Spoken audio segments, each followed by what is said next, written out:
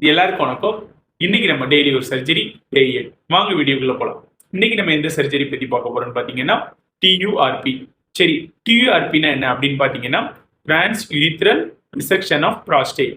சரி, ஃபர்ஸ்ட் ப்ராஸ்டேட்னா என்ன அப்படின்னு பார்க்கணும். ப்ராஸ்டேட் வந்து ஒரு மேல் ரீப்ரொடக்டிவ் ஆர்கான், அந்த சிஸ்டத்துல வர ஒரு கிளாண்ட். ஸோ இந்த கிளாண்ட் வந்து சில பிரச்சனைகள்னால, குறிப்பா வந்து எப்படின்னா வயசானவங்க ஒரு 50 வயசுக்கு மேற்பட்ட ஒரு ஆண்களுக்கு தான் இந்த மாதிரியான பிரச்சனைகள் வரும். இது என்ன ஆகுதுன்னு பாத்தீங்கன்னா அந்த கிளாண்ட் வந்து ஓவர் growth ஆயிடும். அந்த ப்ராஸ்டேட் கிளாண்ட்ல உள்ள டிஷ்யூ வந்து ஓவர் growth ஆயிடும். அப்படி பண்ணும்போது என்ன ஆகுதுன்னு பாத்தீங்கன்னா யூரித்ராவை வந்து பிரஸ் பண்ணி, யூரித்ரானா என்ன அப்படின்னு பாத்தீங்கன்னா நம்ம யூரின் இருக்கு பாத்தீங்களா, யூரினை வந்து நம்ம யூரின் பிளாடர், அதாவது யூரின் சேகரிச்சு வைக்கிற இடத்துல இருந்து யூரினை வெளியேற்றுறதுக்கு உதவுற ஒரு டியூப் போன்ற ஸ்ட்ரக்சர் தான் வந்து யூரித்ரா. இதை போய் பிரஸ் பண்ணிடும் இந்த ப்ராஸ்டேட். இப்படி பண்ணும்போது என்ன ஆகும், ப்ராப்பரா யூரினேட் பண்ண முடியாது, உங்களுக்கு யூரின் ரிட்டென்ஷன் இருக்கும், கொஞ்சம் கொஞ்சமா யூரின் வரும், இந்த மாதிரியான பிரச்சனைகள்லாம் ஏற்படும். ஸோ என்ன பண்ணணும், நம்ம அந்த ஓவர் growth-ஆன ப்ராஸ்டேட் டிஷ்யூவை வந்து ரிமூவ் பண்ணணும். அந்த ப்ரொசீஜருக்கு பேர் தான் வந்து டியூஆர்பி.